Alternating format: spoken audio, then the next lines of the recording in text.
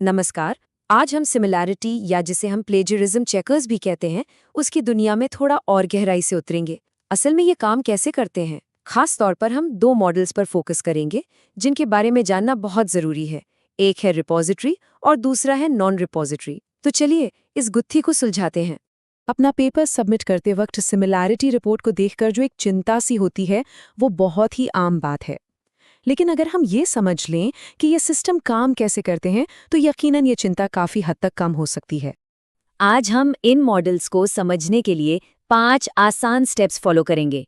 हम जानेंगे कि इनकी डिजिटल लाइब्रेरी में क्या होता है, ये कैसे काम करते हैं, इनमें क्या फ़र्क है और सबसे ज़रूरी, इन्हें कब और कैसे इस्तेमाल करना चाहिए।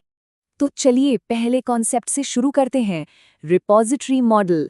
आप इसे एक बहुत बड़ी डिजिटल लाइब्रेरी की तरह सोच सकते हैं। एक ऐसी लाइब्रेरी जहां हर सबमिट किया गया पेपर एक किताब की तरह हमेशा के लिए सहेज लिया जाता है। तो सीधे शब्दों में कहें तो रिपॉजिटरी एक बहुत बड़ा डिजिटल भंडार है। यहाँ सबमिट किए गए सभी अकेडमिक दस्तावेज स्थायी रूप से यानी परमानेंटली जमा होते हैं, और फिर कोई भी नया डॉक्यूमेंट इसी भंडार में मौजूद पुराने डॉक्यूमेंट से मिलाया जाता है।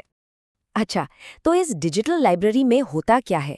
इसमें छात्रों के जमा किए गए पेपर्स, किसी खास यूनिवर्सिटी के दस्तावेज, पब्लिश हो चुके जर्नल्स और किताबें, और यहाँ तक कि यूनिवर्सिटी की थीसिस भी शामिल होती हैं। टर्निटिन और ड्रिलबेट जैसे बड़े टूल्स इन्हीं सब चीज़ों का इस्तेमाल करते हैं। इस मॉडल का प्रोसेस बहुत सीधा सा है। डॉक्यूमेंट अपलोड होता है, उसकी तुलना की जाती है और रिपोर्ट बन जाती है। लेकिन असली खेल चौथे और पांचवें स्टेप में है। डॉक्यूमेंट को परमानेंटली सहेज लिया जाता है और वो भविष्य में होने वाली सभी जांचों का एक हिस्सा बन जाता है। अब बात करते हैं दूसरे मॉडल की। इसे हम कह सकते हैं बिना कोई निशान छोड़े जांच। ये एक ऐसी प्रक्रिया है जो अपना कोई स्थायी रिकॉर्ड नहीं रखती। तो नॉन रिपॉजिटरी मॉडल का मतलब ये है कि आपका डॉक्यूमेंट सिर्फ इंटरनेट पर मौजूद पब्लिक जानकारी जैसे वेबसाइट्स और ब्लॉग्स से मिलाया जाता है, और एक बार जांच हो गई तो उस पेपर को सिस्टम के प्राइवेट डेटाबेस में स्टोर नहीं किया जाता। तो ये मॉडल जांचता क्या है? सोचिए, ये इंटरनेट की पूरी विशाल दुनिया को स्कैन करता है। Websites, news portals, Wikipedia, online journals और कोई भी रिपोर्ट जो पब्लिक में उपलब्ध हो, सब कुछ। इस मॉडल की प्रक्रिया भी वैसे ही शुरू होती है, अपलोड, तुलना और रिपोर्ट। लेकिन यहाँ सबसे बड़ा ट्विस्ट चौथे स्टेप पर आता है। जांच पूरी होने के बाद डॉक्यूमेंट को सिस्टम से हटा दिया जाता है, यानी डिस्कार्ड कर दिया जाता है। मतलब वो भविष्य की जांच के लिए कोई सोर्स नहीं बनता। तो अब जब हम दोनों मॉडल्स को अलग अलग समझ चुके हैं, तो चलिए इन्हें आमने सामने रखकर देखते हैं कि इनके बीच मुख्य अंतर आखिर हैं क्या। यहाँ सबसे बड़ा फर्क तो यही है कि रिपॉजिटरी मॉडल में पेपर हमेशा के लिए स्टोर होता है, जबकि नॉन रिपॉजिटरी में बिल्कुल नहीं। और इसी वजह से रिपॉजिटरी मॉडल फाइनल सबमिशन के लिए एकदम सही है और नॉन रिपॉजिटरी ड्राफ्ट चेक करने के लिए बेस्ट है। टर्निटिन में आप इसे सेटिंग से कंट्रोल भी कर सकते हैं। तो सबसे बुनियादी अंतर यही है, एक मॉडल आपके काम को भविष्य के लिए बचाता है और दूसरा सिर्फ जांच करके उसे जाने देता है। इसे आप चेक एंड सेव बनाम चेक एंड डिस्कार्ड की तरह समझ सकते हैं। इसका एक बहुत बड़ा असर भविष्य की सुरक्षा पर पड़ता है। रिपोजिटरी मॉडल आपके काम को सेफ रखता है ताकि कोई और उसे कॉपी ना कर सके या आप खुद गलती से उसे दोबारा इस्तेमाल ना कर लें। वहीं नॉन रिपोजिटरी मॉडल में ये सुरक्षा नहीं मिलती, क्योंकि पेपर का कोई रिकॉर्ड ही नहीं रखा जाता।